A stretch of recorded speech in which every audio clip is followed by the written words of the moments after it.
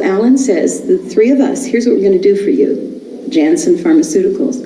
He says, you know, there were the original antipsychotic drugs, and now there are the atypicals.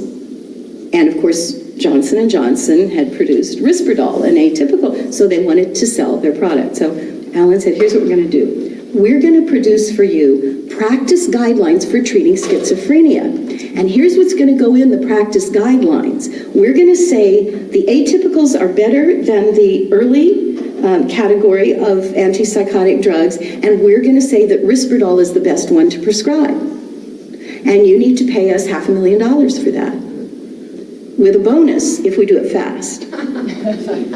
So Janssen said, sure. And in fact, in their internal documents, Janssen referred to these practice guidelines for schizophrenia as the Risperdal guidelines.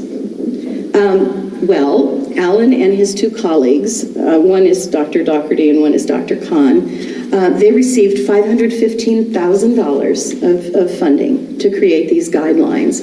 I have a note about how much of it was the $65,000 of that was a bonus for doing it fast. All right. Then when that happened, Francis, again, from the internal documents that Dr. Rothman has in his expert witness report, he found internal documents that showed Francis communicating frequently with the drug company officials on behalf of the three, failing, this is Rothman's words, failing to keep the company at arm's length from what they were doing.